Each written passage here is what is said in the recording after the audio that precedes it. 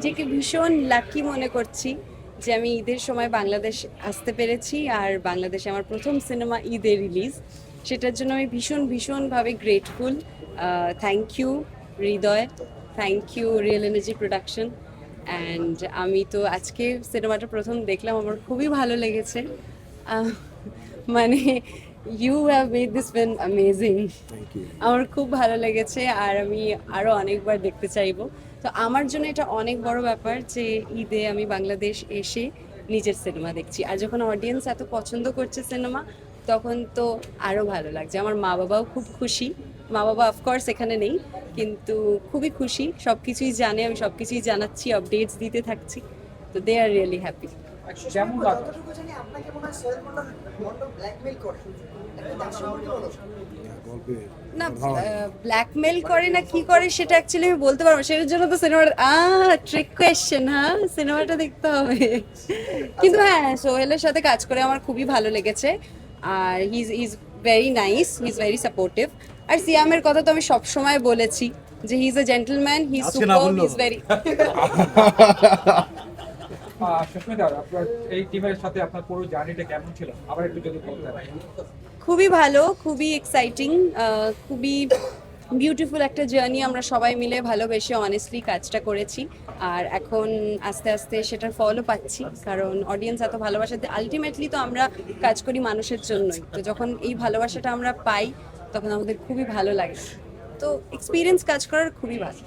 বাংলাদেশে এসে মানে যেহেতু টিমের সাথে আছেন, ঈদের খাবার খাওয়া হয়েছে বাংলাদেশের যে ফেস্টিভ বড় একটা ফেস্টিভে এসেছেন। হ্যাঁ, আমি খেয়েছি বিরিয়ানি, আমার ফেভারিট, আমি খেয়েছি। Yes, I know. আচ্ছা আপু, একটা জিনিস সেটা হচ্ছে যে আমরা যতটুকু জানি যে এর ইতিপূর্বে আপনাকে হচ্ছে বাংলাদেশের কোনো একটি সিনেমার জন্য সাইন করানোর চেষ্টা করা হয়েছিল, কন্ট্যাক্ট করা হয়েছিল, সেটা বাদ আপনি রাক্ষস চুজ করলেন কেন? ওই রাক্ষস। ও, তোমার কাছে আবার এইসব খবর আছে? রাক্ষস আমি চুজ করেছি কারণ রাক্ষসের গল্প আমার খুব ভালো লেগেছে, আর রাক্ষসের যে চরিত্র আমি পেয়েছি সেটা আমার খুব ভালো লেগেছে। আর অফকোর্স মেহেদী হাসান হৃদয়ের ছবি আমি করতে চাই, তো ওই জন্য আমি চুজ করেছি। সুস্মিতার কি সামনে আবার যেহেতু বাংলাদেশে একটি ফিল্ম থেকে আপনার স্টার্টিংটা শুরু হলো, মানে এখান থেকে যে একটা জার্নি শুরু হলো, সামনের দিনগুলোতে কি আপনার সিয়ামের সাথে বা অন্য কোনো হিরোয়ের সাথে আপনাকে দেখবো কিনা, এবং মেহেদী হাসান হৃদয়ের তার নিয়ে মানে কোনো চিন্তা ভাবনা আছে কিনা, প্ল্যানিং? সেটা তো হৃদয়ই বলতে পারবে, সেটা আমি কি করে বলতে চাই। আপনি উইলিংলি আসবেন কিনা এখানে? অফকোর্স আমি আরো কাজ করতে চাই বাংলাদেশে, আমি আরো অনেক কাজ করতে চাই, আমি ভালো ভালো কাজ করতে চাই। ডেফিনেটলি আমাকে যদি ডিরেক্টর আর প্রডিউসার্সরা ডাকে, আমি ডেফিনেটলি আসবো। কেমন লাগলো যেহেতু রাক্ষস আপনার মুক্তি পেল, আর যেহেতু অনেকগুলো সিনেমা চলছে বাংলাদেশের, এই ধরনের এনভায়রনমেন্ট তো এবারই প্রথম, আর এই সিনেমা হল ভিজিট করা বা এই ধরনের ফেস্টিভ্যাল এত ক্রাউডের মাঝখানে, সব মিলিয়ে আসলে আপনার দিনগুলো কেমন যাচ্ছে? খুবই ভালো যাচ্ছে, আমি বলছি না যে আমি ভীষণ গ্রেটফুল। স্বপ্নের মতো যাচ্ছে দিনগুলো, খুবই খুবই এক্সাইটিং লাগছে, খুবই ভালো লাগছে, আর আমি নিজেকে খুব লাকি মনে করছি। I am really thankful to god. ওই দেশের আপনার উত্তর বাংলার কথা বলি, যে ওখানের অডিয়েন্স এবং এখানে অডিয়েন্সের মধ্যে কি পার্থক্য দেখছেন কিছু? পার্থক্য সেরকম এখনো কিছু ওরকম দেখতে পারিনি, বাট অডিয়েন্স তো যারা ভালোবাসা দেয় তারা তো তাদেরকে আমরা মাথায় করে রাখি, তাই এখানেও অডিয়েন্সের কাছে যখন ভালোবাসা পাচ্ছি, অফকোর্স তাদের জন্যই কাজ করা, তো খুবই ভালো লাগছে। রাক্ষসী ট্রেলারে আমরা দেখতে পেরেছি যে প্রেমিক হিসেবে যেমন দুর্ধর্ষ, এবং আপনাকে প্রেমিকের অনুগত হিসেবে দেখা গেছে। ব্যক্তি সুস্মিতা কেমন personal life?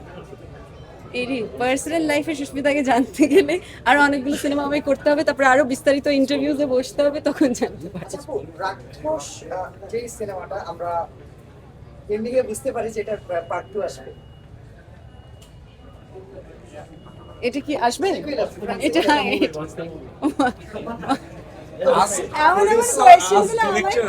Please ask Sharin, please ask Sharin, and please ask হৃদয়।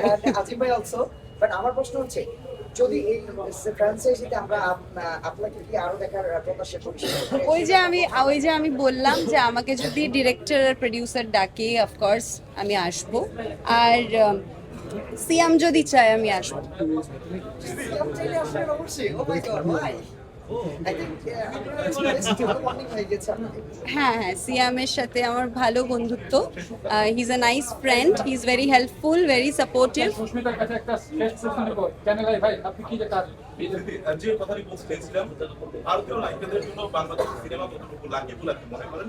যেহেতু ইদিকা পাল আমাদের দেশে এসে প্রথমবার সুপারস্টার শাকিব খানের সাথে অভিনয় করে সেই সিনেমাটা ভালো পোস্টার হলো, এরপরে আপনি আসলেন, আসার পর দেখলাম সিয়াম আপনাদের সাথে সঙ্গী করলেন, অলরেডি আলোচনায় আপনি কতটুকু লাকি বলে মনে করেন?